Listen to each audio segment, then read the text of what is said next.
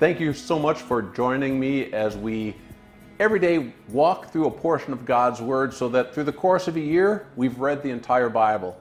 Today we're going to be looking at a letter near the end of the New Testament, 2 Peter.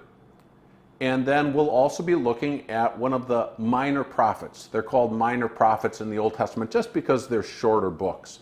The minor prophet that we're going to be looking at is the prophet Micah, who was a contemporary of the prophet Isaiah, lived about 700 years before the time of Christ. Now, I'd like to begin by just asking Mike, what is your favorite meal, Mike? I want to prepare your favorite meal. I would like filet mignon with the Bernoulli sauce and the baby red garlic mashed potatoes. That would be great. I would love that too. I can't wait to make that for you. So I've got all the ingredients right here that we need right here in the refrigerator. We seem to be missing a few ingredients. Now, the reason why I say that is the Apostle Peter in 2 Peter chapter 1 says that we have all that we need for life and godliness. And I'll be honest, sometimes I look at my spiritual life and I go, God, I think there are some things missing. I don't have what it takes to live my life for you. And the Apostle Peter says, you have everything that you need because you have God's powerful promises in His Word.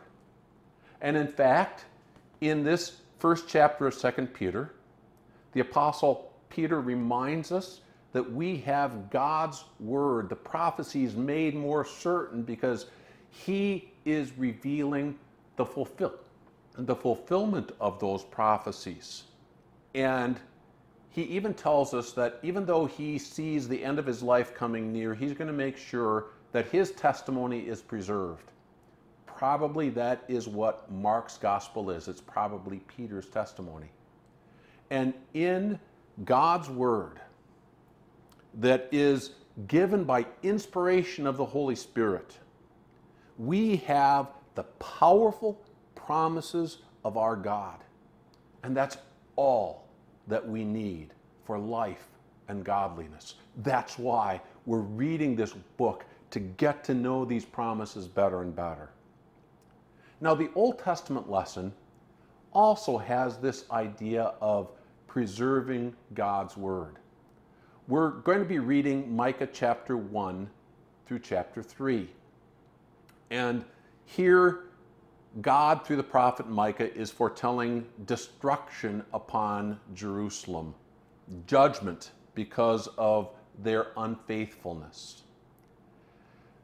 And right at the end of that third chapter is this statement: Zion will be plowed like a field, Jerusalem will become a heap of rubble.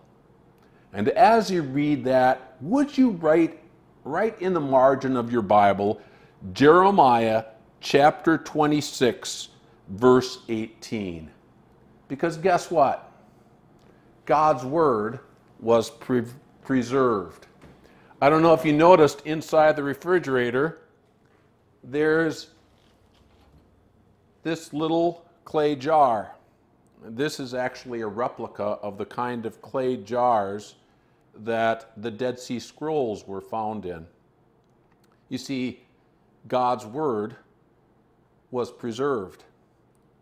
And Micah, who wrote about 700 years before Christ, foretold the destruction of Jerusalem. And Jeremiah, who lived 100 years later, could quote Micah verbatim. You see, the word of the Lord was preserved. As you read God's book, rest assured that this isn't just stories made up, or that people played fast and loose with the text. God's people recognized the Lord was speaking through the prophets and the apostles, and they carefully preserved that text, and that this text is carefully preserved for you. And so when you think about your life and you go, I don't know if I have what it takes to live for God, remember, you have God's powerful word. His promises here, Peter says that's all you need to serve your Savior.